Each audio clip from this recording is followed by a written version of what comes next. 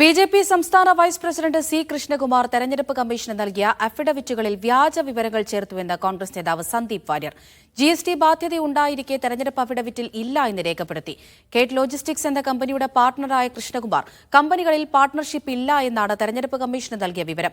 തെറ്റായ വിവരങ്ങൾ തെരഞ്ഞെടുപ്പ് കമ്മീഷന് നൽകിയ കൃഷ്ണകുമാറിനെതിരെ കോടതിയെ സമീപിക്കുമെന്നും സന്ദീപ് വാര്യർ പറഞ്ഞു.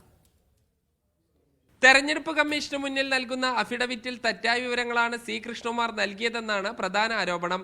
കഴിഞ്ഞ ലോക്സഭാ തെരഞ്ഞെടുപ്പിലും നിയമസഭാ ഉപതെരഞ്ഞെടുപ്പിലും GST ബാധ്യതകൾ ഇല്ലെന്നാണ് തെരഞ്ഞെടുപ്പ് കമ്മീഷന് സി കൃഷ്ണകുമാർ നൽകിയ വിവരം. എന്നാൽ GST കുടിശ്ശിക അടയ്ക്കണമെന്ന് കാണിച്ച് കൃഷ്ണകുമാറിന് GST വകുപ്പ് അയച്ച നോട്ടീസും സന്ദീപ് വാര്യർ പുറത്തുവിട്ടു.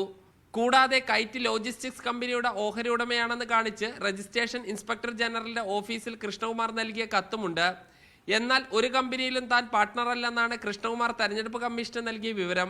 അതായത് തനിക്കൊരു കമ്പനി സ്ഥാപനമുണ്ടെന്നും താൻ അതിലെ പാർട്ട്ണർ ആണെന്നും പറഞ്ഞ് ഗവൺമെന്റിന് കൊടുത്തിട്ടുള്ള കത്താണ്. പക്ഷേ ഇലക്ഷൻ അഫിഡവിറ്റ് വരുമ്പോൾ അദ്ദേഹത്തിന് പാർട്ട്ണർഷിപ്പ് ഉണ്ട്. അപ്പോൾ പാർട്ട്ണർഷിപ്പുള്ള കാര്യം ഇദ്ദേഹം മറച്ചു വെച്ചു എന്നുള്ളതാണ് ഒന്നാമത്തെ കാര്യം. പാലക്കാട് ലോക്സഭാ മണ്ഡലത്തിലും പാലക്കാട് നിയമസഭാ ഉപതെരഞ്ഞെടുപ്പിലും തെറ്റായ വിവരങ്ങളാണ് നൽകിയതെന്നാണ് ആരോപണം.